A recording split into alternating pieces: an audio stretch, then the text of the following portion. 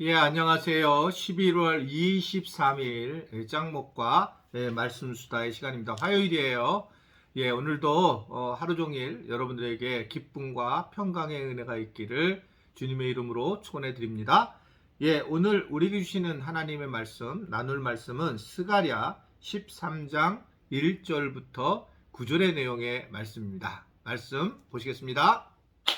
그날의 죄와 더러움을 씻는 셈이 다윗의 족속과 예루살렘 주민을 위하여 열리리라. 만군의 여호와가 말하노라. 그날에 내가 우상의 이름을 이 땅에서 끊어서 기억도 되지 못하게 할 것이며 거짓 선지자와 더러운 귀신을 이 땅에서 떠나게 할 것이라. 사람이 아직도 예언할 것 같으면 그 낳은 부모가 그에게 이르기를 내가 여호와의 이름을 빙자하여 거짓말을 하니 살지 못하리라 하고, 낳은 부모가 그가 예언할 때에 칼로 그를 찌르리라. 그날의 선지자들이 예언할 때에 그 환상을 갖기 부끄러워할 것이며 사람을 속이려고 털옷도 입지 아니할 것이며 말하기를 나는 선지자가 아니요 나는 농부라 내가 어려서부터 사람의 종이 되었노라 할 것이요, 어떤 사람이 그에게 묻기를 내 두 팔 사이에 있는 상처는 어찌 됨이냐 하면 대답하기를 이는 나의 친구의 집에서 받은 상처라 하리라. 만군의 여호와가 말하노라. 칼아 깨어서 내 목자 내 짝된 자를 치라. 목자를 치면 양이 흩어지려니와 작은 자들 위에는 내가 내 손을 들이우리라. 여호와가 말하노라. 이 온 땅에서 3분의 1은 멸망하고 3분의 1은 거기 남으리니 내가 그 3분의 1을 불 가운데에 던져 은같이 연단하며 금같이 시험할 것이라. 그들이 내 이름을 부르리니 내가 들을 것이며 나는 말하기를 이는 내 백성이라 할 것이요 그들은 말하기를 여호와는 내 하나님이시라 하리라. 네, 오늘 스가랴의 말씀은 어제 말씀드린 것처럼 왜 이렇게 귀중하냐? 그것은 메시아에 대한 말씀이 숨어져 있기 때문이라고 그렇게 전했죠. 오늘도 이제 마찬가지인데 결국 오늘도 예수님에 대한 이야기가 나오고 예수님을 우리가 생각하면 하나님의 사랑이라고 생각을 할 수 있죠. 그 하나님의 사랑을 어떻게 느낄 수 있느냐? 바로 성령님을 통해서 느낄 수 있는, 그래서 삼위일체 하나님이 잘 드러난 메시아에 대한 내용입니다. 그러나 이 메시아는 예수님이기 때문에 하나님은 아버지고 성령은 영이셔서 이 도움을 받아서 예수님을 메시아로 믿고 출발할 때에 결국은 우리가 삼위일체 하나님을 믿게 되는 것이다, 이렇게 생각할 수가 있어요. 잘 기억하셔야 돼요. 성부이신 하나님, 성자이신 예수님, 성령이신 영. 그래서 우리가 이 세 가지를 잘 정확하게 알게 되면 이 복합적, 입체적으로 신앙생활에 큰 도움을 받을 수 있다. 그래서 예수님에 대해서는 명료하게 어떤 분인가를 아는 것이 중요해요. 그것이 그래서 메시아임을 알게 되고 그분이 나를 위하여 십자가에 달려 돌아가셨다라고 하는 성경적 신학적 지식은 굉장히 중요한 거죠. 그분을 믿고 또 예수님을 믿고 하나님의 사랑을 경험하고, 그래서 내 힘으로는 못하니 성령님의 도움을 통해서 이 일을 행할 때에 그때 이제 우리의 신앙이 완벽해진다라고 하는 것을 생각할 수 있을 거라고 보여져요. 완벽하기야 뭐 하겠지만은 조금 더 이렇게 신앙생활 하는 거구나 라는 것을 알 수 있죠.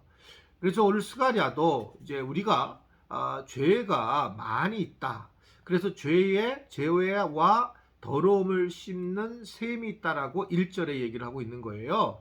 그것은 뭐냐? 바로 예수님의 보혈로 우리가 모두 씻길 수 있다, 우리의 죄가 씻음을 받을 수 있다라고 하는 것을 말씀을 하고 있죠. 우리의 죄는 어떻게 씻기느냐? 예수님의 보혈로. 왜냐하면 구약에 하나님이 우리에게 모델로 알려주신 것은 뭐냐면 양을 갖다가 죽임으로 우리의 죄를 해결한다라고 하는 제사의식을 통해서 모델링을 보여줬잖아요.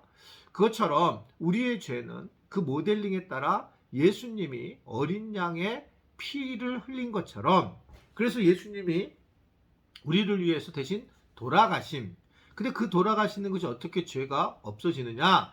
유대인들은 알아차리는 거예요. 왜냐하면 그런 방식이었기 때문에 어린 양의 피로 우리의 죄가 없어진다, 예수님의 보혈로. 그래서 이 요한이 예수님을 처음 만났을 때 한 말이 뭐예요?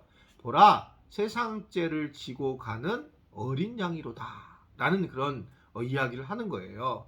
그래서 결국은 예수님이 우리의 죄를 예수님의 보혈로 해결하셨다라고 그렇게 말씀을 하고 있고, 이러한 일이 어떻게 더 크게 벌어지냐면 2절에 보게 되면 막 귀신도 떠나가게 하고 우상과 거짓 선지자들을 떠나가게 한다라는 것들을 말씀하죠. 실제로 예수님이 이 땅에 오셔서 하신 팩트가 이러한 병고침, 우상 숭배, 귀신 들림, 뭐 이런 놀라운 기적들을 대부분 행하시죠.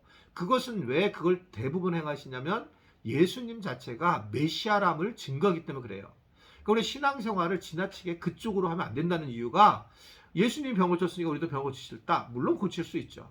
그러나 이것은 예수님이 오늘 스가랴에 나온 것처럼 메시아에 맞는 모습을 보여주시기 때문에 그러기 때문에 이런 모습으로 나타나고 있는 것을 볼 수가 있습니다. 선지자들의 예언은 예수님을 통해서 이렇게 성취되었다. 이 얘기는 앞으로 우리의 미래도 이 성경 말씀을 통해서 성취될 것이다라고 하는 것을 말씀을 하고 있는 거예요. 우리가 그럼 해야 될 일은 뭐냐? 예수님이 이러한 모습, 나를 위하여 십자가에 돌려가시고 예수님의 보혈로 인해서 내가 구원함을 받았다라고 하는 신앙을 갖게 된다는 거죠. 구약에서 보면 출애굽하는 과정에서 예수님 그 어린 양의 보혈을 갖다가 문지방에 바르는데 그때 이스라엘 백성들의 장자는 죽지 않죠.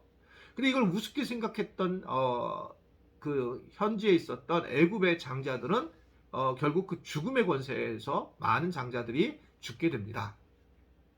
이것은 우리에게 신비적으로 그렇게 하라는 얘기가 아니라 어린 양의 보혈의 은혜가 예수님의 보혈의 은혜가 죽음을 이기는 힘이라는 상징적 의미를 굉장히 갖고 있어요. 그래서 실제로 우리가 뭐 어린 양을 이런 데 바르고 이런 것들은 이거는 신비적인 거예요.